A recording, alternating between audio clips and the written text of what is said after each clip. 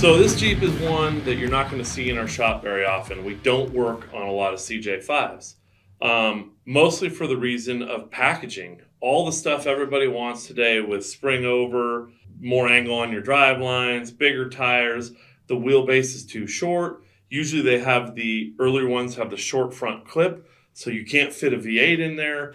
You just can't do all the things we want to do today in our resto mods. So Adam's Jeep, we helped him build about 10 years ago, and it had an AMC V8, T18 transmission, and Model 20 transfer case. Absolutely the shortest package you can get in a Jeep, besides the V8, and it was cohesive. It worked great. It had kind of a standard wheelbase. We sprung it over. We put a Dana 60 in the back that we built. We put a WFO Dana 44 in the front, Alcan springs, did the roll cage. I mean, it was such a cool old school Jeep. But as we all know, any Jeep guy, any off-road guy is never happy. So the AMC motor was always overheating. It didn't have a ton of power. He couldn't get to run right. And he kept on calling and saying, Trevor, I want to do an LS swap in my Jeep. And I kept telling him, no, Adam, it's too long. There's not enough space. It's not the right package to do it.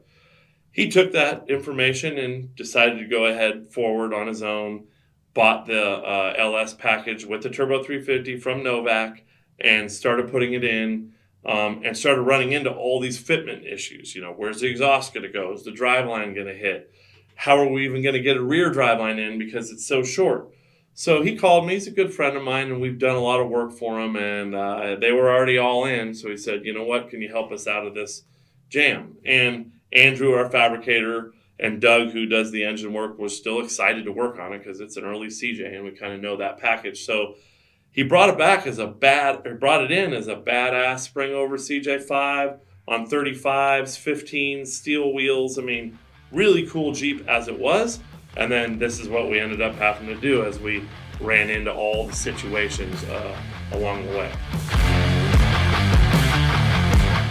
Today we got this little CJ in here. We're putting a 5.3 LS motor in it like usual. Just doing a couple wiring things, mounting the computer, some plumbing. This thing will be on the road. You started computing? Yeah, that's all done. Woo!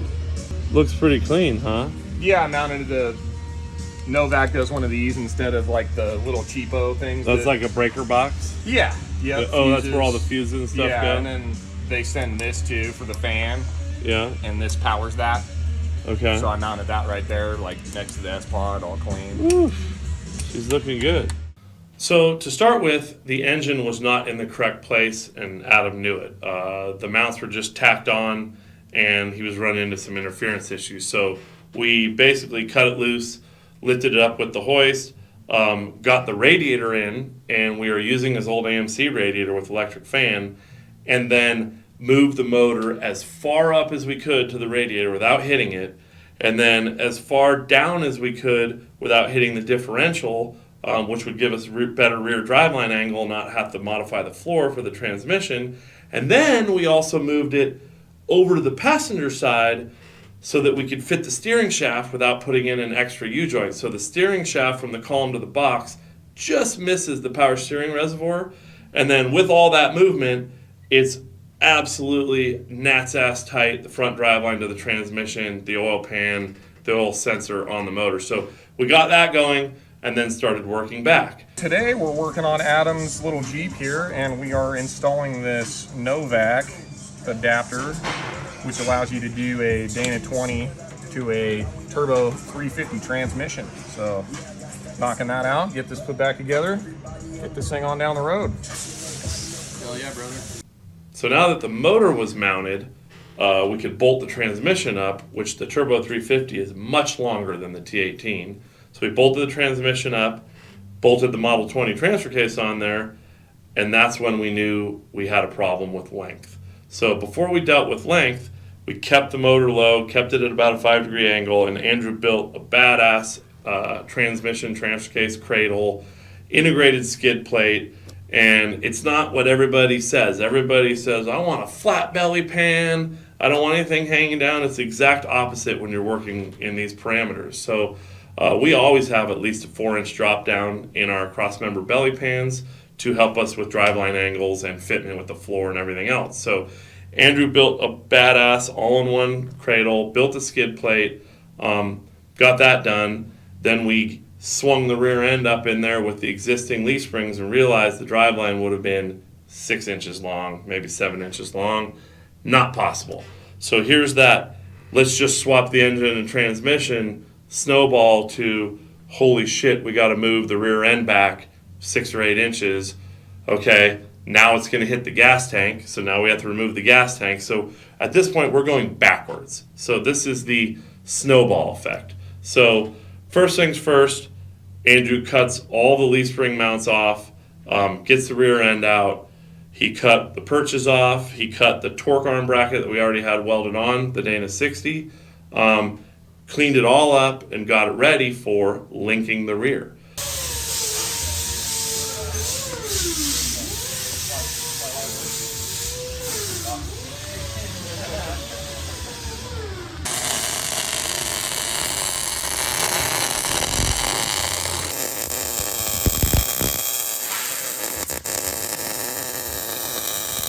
At this point, we didn't know we were going to link it. We checked for fitment, and at the height we're trying to go with, the stretch back, our option was 10-inch Fox shocks. So we went with 10-inch 2.0 Fox coilovers. We put our WFO truss on the rear end, right on the Dana 60, slips right on. We did our WFO rear link mounts on the axle. We did the link mounts on the frame. Our inside the frame, 20-degree link mounts, our truss of the top 20-degree link mounts, and our rear HD coilover mounts that hang off the back of the axle. So literally, we walked over to the warehouse, pulled this builder kit. We didn't have to custom make anything, and then Andrew went to town. As he was fitting those brackets on the bottom of the frame, he built a nice little gusset so we could angle them out, tie up into the outside of the frame. And at the same time, instead of boxing the frame, we plated and welded the inside upper links inside the frame and give it a little bit more spread. We wanted it low to the ground as well, so there was some interference with the upper links and brackets coming up into the factory cross member in the Jeep. So instead of cutting it out, Andrew simply notched it, gave it some clearance so we could get a ton of up travel and really get full bump. So once we had the rear end moved back, the links in, and an idea on where we were going to put the shocks, we realized the gas tank was not going to work. He had a factory 15-gallon gas tank with the big fill nozzle, and it was running right into the Dana 60 in the truss. So no one makes a aftermarket gas tank for a straight frame rail CJ-5, so the only option was to build one. So Kevin went ahead and designed one on the computer with a notch out of steel, the bottom plate out of 3/16, all the rest out of 1/8, so it's its own skid plate. And then we cut a hole in the top and recessed a factory GM fuel pump down in it. And then Andrew went ahead and built it, welded it. We sent it into town. We got the inside coated so it doesn't rust and so it doesn't leak. That was it. Without building that gas tank, this whole project could not happen because it's got a back seat. There's no room for a fuel cell. You're kind of stuck. So we built that gas tank. It ends up being 15 gallons. With the LS, you're probably going to get 15 miles a gallon. So it still gives you pretty good mileage on how far you can go on a tank of gas. So built the gas tank, got it up in there, got the shocks in, and then short wheelbase, close to 400 horsepower, absolutely not an option to go without a rear sway bar. So the Rock Jock rear sway bar was an absolute must. We left space up front with the coilovers in the back, sway bar across the back, or across the front underneath where your feet are in the back seat. Fit perfect, and I'll tell you what, one of the best driving CJ-5s I've ever been in. We didn't know that we were going to change tire size, and then Adam goes, just like everybody, 35s are like 1980, 37s are the new 35s. So we went and knew we had to go to 17-inch rims. We decided something classic, something cool with a beadlock. So we went with the race lines with the aluminum finish and the Raceline wheels are that classic 10-inch wide rim. I believe we ended up with 4-inch back spacing on them. I'm not positive because his axles were built earlier to be narrower and smaller tires. So the 37s on the Raceline rims gave it that look, and we started working back.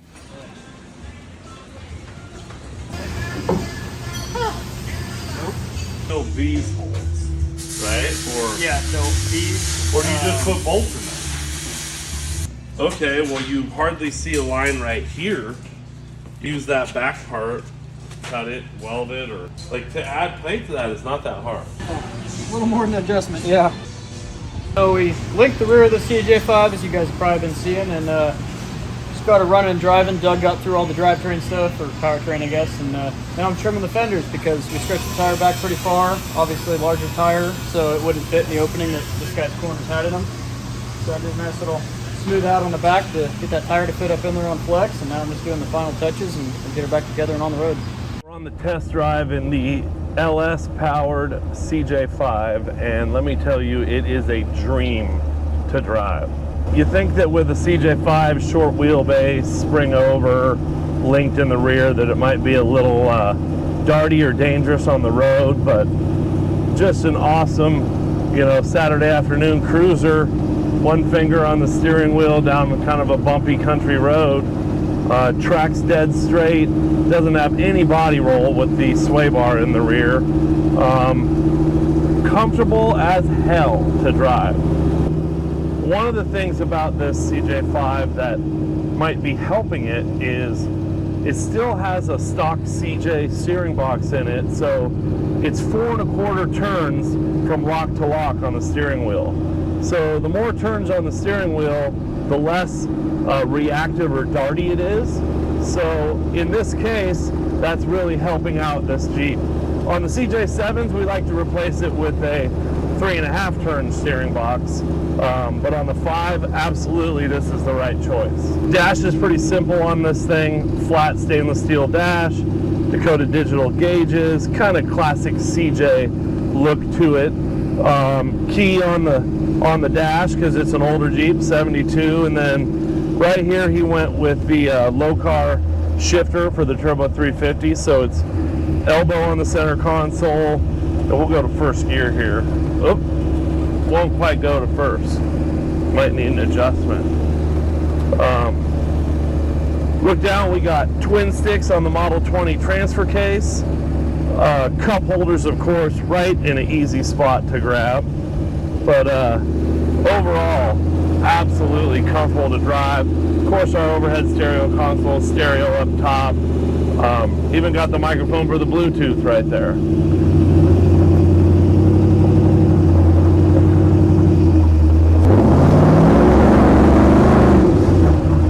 So this is Adam's CJ-5, and we initially did a bunch of work on this Jeep at least 10 years ago.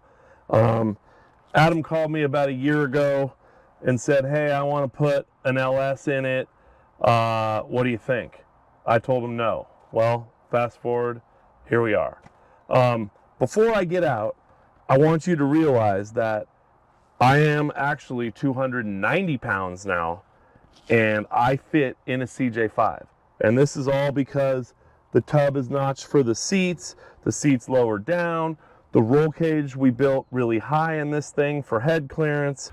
I almost forgot to explain to you guys why this little WFO tag is here with 2 Allen bolts. So with an A to C pillar, it's very hard to run the wiring and make this turn. So what we do is we unbolt that piece. Now there's an opening here. You can run the wire up the tube, get it bunched up, and then run it in for your stereo. Couldn't do that without that little sneaky emblem right there. The swing pedals just fit. I mean, it really is amazing that a big guy can feel comfortable and want to get in a CJ-5 and drive it around. And this thing, tilt column, just all the comforts are here, the PRP seats. So let me get out and I will kind of show you around. First off, it's a 72 CJ-5. There isn't much CJ-5 left in it. We'll start on the inside of this thing. So About 10 years ago, we built this roll cage. I believe Mitch built it. This is what we would call an A to C style roll cage. We thought that with the small workspace and needing the clearance for passengers to fit and for headroom, this is what we would do. Believe it or not, it actually fits underneath the hardtop. He has a hardtop and hard doors for this that we'll show you at the end of the videos, because he's going to pick it up. It'll have the top on it. So we built this roll cage years ago, 1 3/4 material. We had our guy put a bikini top on it. One of the cool things, if you look right up top here, there's actually a zipper built in. So when you take the hard top off, you zip in this little section here. And when you're stuck in a rainstorm, the water doesn't drain down on the dash. We wanted to give headroom for the passengers in the back. So the A to C style allows you to come almost to the back of the vehicle here. And then needed some speakers, of course. There's our speaker cans. And then we did our signature series overhead console as well.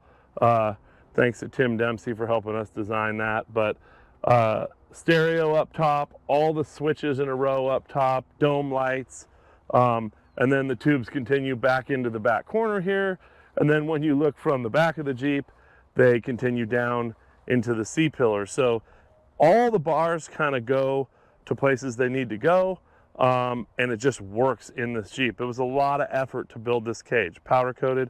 The cage is completely tied in. It ties in here to the frame underneath, ties in underneath here. Actually, I lied. The B pillar doesn't tie in, just the A and C pillar. For the dash, we didn't use our stanchions because this is a 72 Jeep, so it's a stainless steel dash. We just curved and then dove in, so you have foot room getting in and out with the A pillar. And you can look underneath here, you see that A pillar tying into the frame to make the Jeep a lot more rigid. The 72 frames are fairly weak. These PRP seats obviously are just a killer addition. So they slide forward and back. And then something very unique in this Jeep, go around the other side, you might see it here. So there is a pin right here that comes out, and then the seat actually tilts forward. So we built brackets under here, a little heim joint, and it slides down in this little tab. Then the pin goes right in right there. So pretty unique way to tilt the seats in a CJ-5. And it's easy to use and easy to put in and out. So just like that, the seat's back in. For the center console, we have an 8-inch Tuffy console.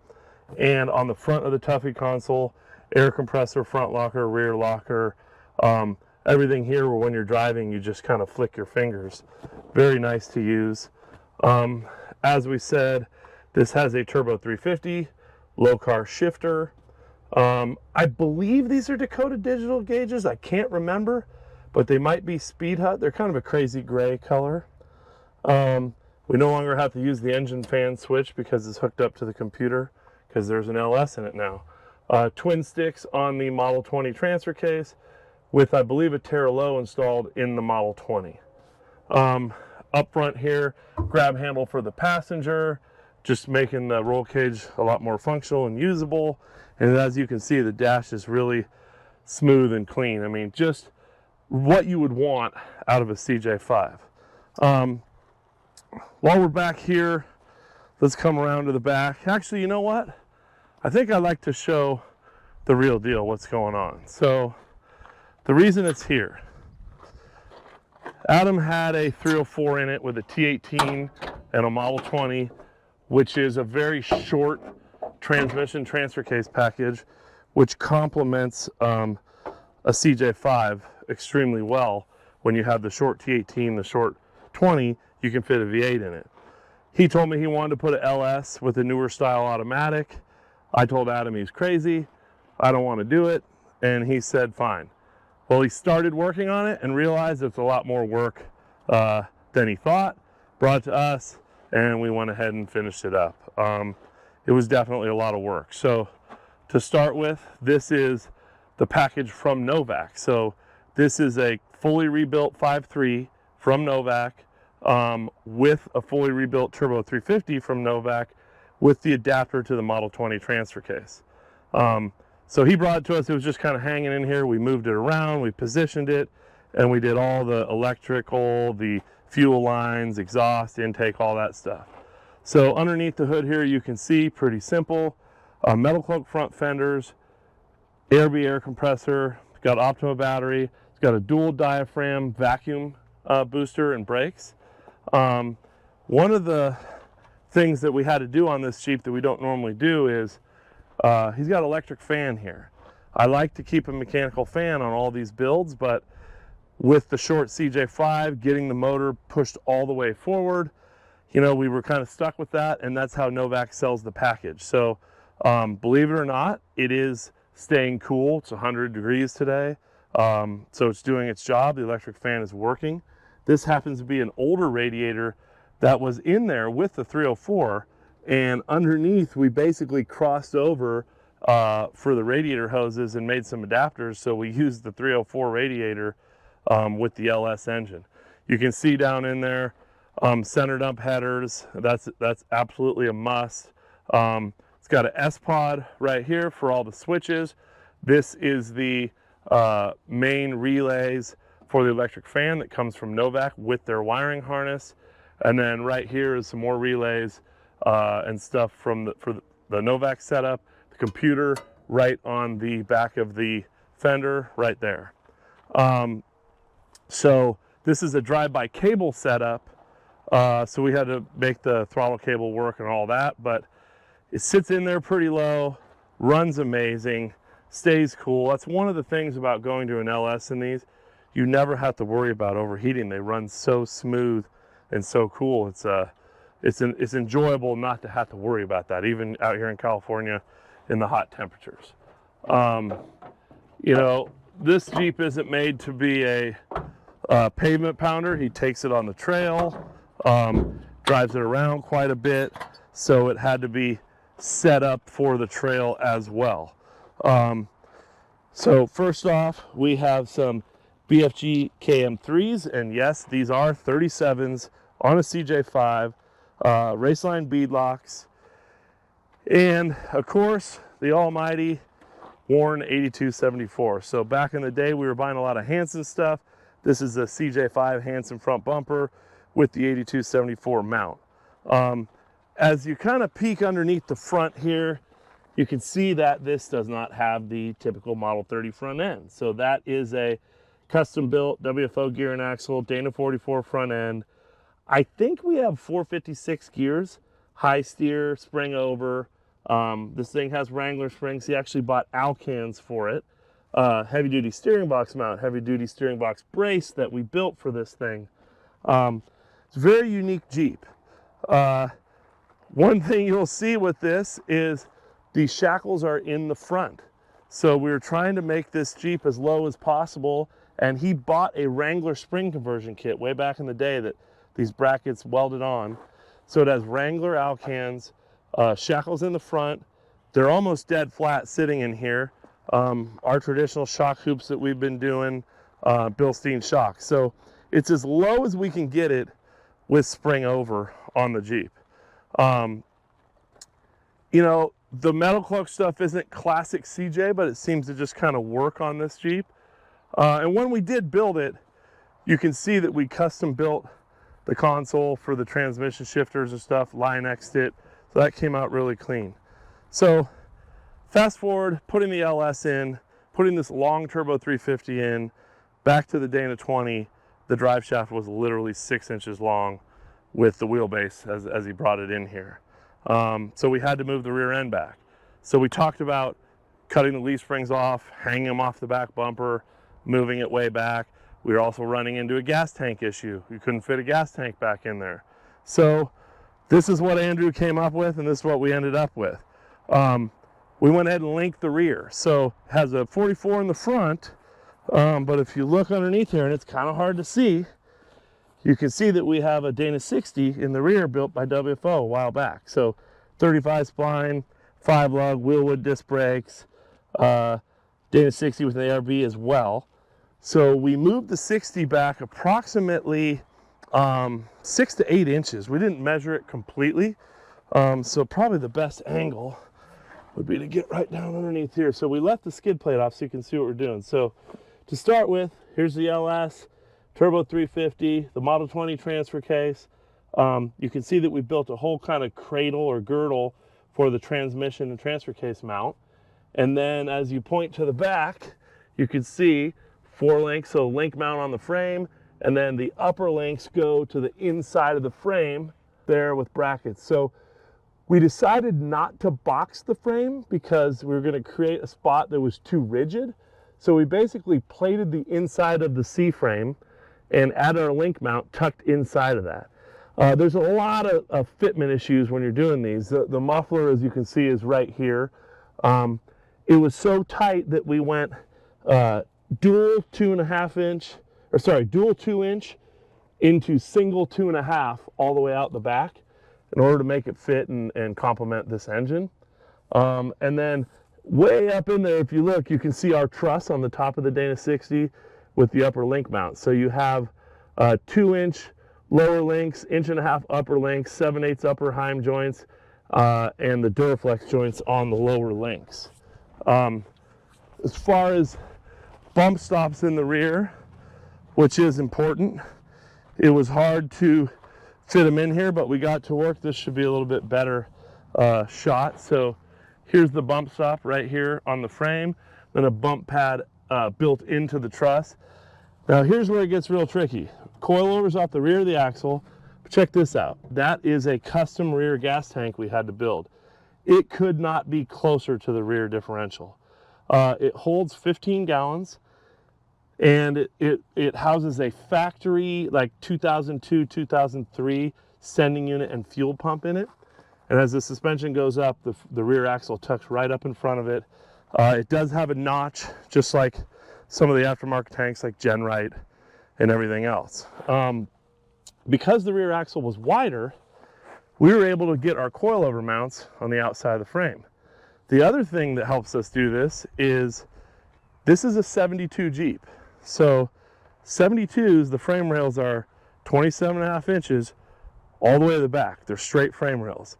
So you have more room on the outside. A 76 to 86, the frame rail flares out about 6 inches. So if this was a 76, 77 CJ-5, we would not have been able to fit the coilovers on the outside of the frame right here.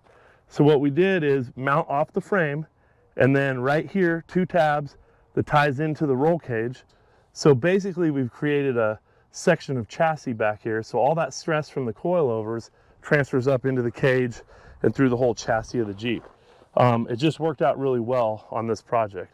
Now as you're looking here, you see the anti-rock sway bar from Rock Jock. We tucked that right through this spot we always do on the CJs and TJs. So we have a rear sway bar. Those are 2.0 by 10-inch travel Fox coilovers, and we did go with a pretty stiff spring rate, so short wheelbase, a lot of horsepower. We're doing 250 over 300 on the springs to kind of keep this thing stable. Even with all that stretch, look at that driveline. It's still only about 15 inches long, right? This is a great view to look up underneath and see the WFO truss, the upper link mounts on the top of the Dana 60. You can see how the airlines go inside of it. The lower link mounts, center line of the axle tube. It's got our HD coilover shock mounts off the back of the axle. One of the things we had to do here, so take a look at this front driveline. I mean, that thing could not be any smaller. It's basically a stock CJ front driveline.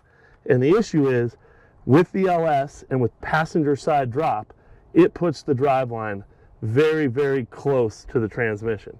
So we had no choice but to do an original tiny small drive shaft just to fit and at least give them 4-wheel drive. I mean, in the CJ-5, fitting this package, I mean, it could not be tighter on making it work in this Jeep.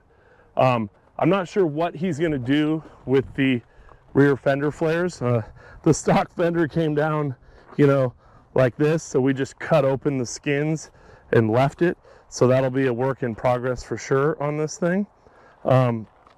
one last spot where you can maybe see something is if you look up right underneath, you could maybe under the axle, you can see the exhaust come down on the passenger side and loop underneath the oil pan and around and Y pipe in and go down the driver's side with that stainless steel MagnaFlow muffler tucked way up in there and in the belly pan all the way to the back. So fitting the exhaust very hard, fitting the drive line very hard.